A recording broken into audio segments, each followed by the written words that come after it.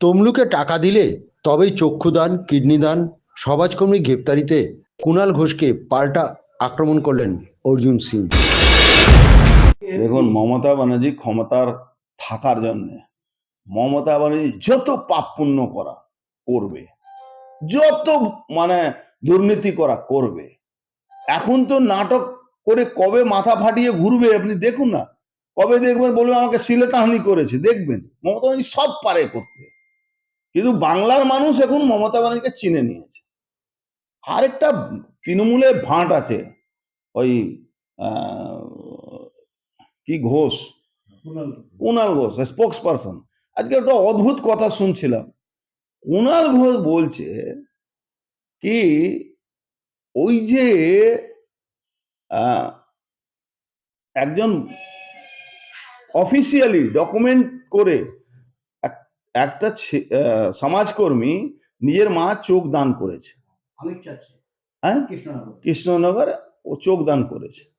Police তাকে ধরেছে, police ভুল করেছে, এর মধ্যে কোনো সন্দেহ নেই। কাগজপত্র দেখা উচিত।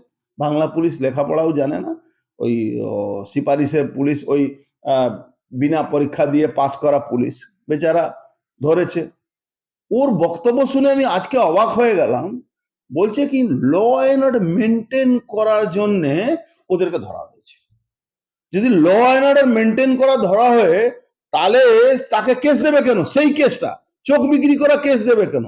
একটা অশিক্ষিত লোক যে তৃণমূল কংগ্রেসের স্পোক্স পারসন হয়েছে, ও আবার ভালো ইভেন্ট করছে। ও বলেছিল একদিন কি আমি তো ভুল ভাল যা করবে মমতা ব্যানার্জিকেই ভালো বলবে।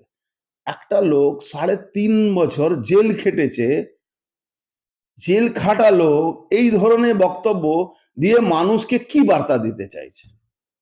তার মানে কাল থেকে কেউ কিডনি দান করবে না, কেউ চোখ দান করবে না, সবটা বন্ধ। বাংলা পয়সা না দিলে, বাংলায় মমতা ব্যানার্জি সরকারকে, মমতা ব্যানার্জি দলকে, পুলিশকে পয়সা না দিলে আপনি কারোকে ভালো করতে পারবেন না। পিকুলিয়ার ব্যাপার আছে। তমন্না তো বিজেপি লোক ছিল না, মুসলমান। এখনো মুসলমান কিছু লাফালাফি করে বেড়ায়। তমন্নাকে খুন করলো এই তৃণমূল। খুন করার পরে যে যারা অসল আসামি আছে দিলে না, ধর ছাড়া পেয়ে গেছে, খবর নিয়েছেন? পাবেন না। তো মমতা ব্যানার্জি দলটা একদম জোকারের দল। একটা দেখবেন সর্কাসে একদম 3 ফুটে জোকার থাকে, একটা 7 ফুটে জোকার থাকে। তো মমতা ব্যানার্জি দলটা 3 ফুট জোকার, 7 ফুট জোকার অব্দি আছে।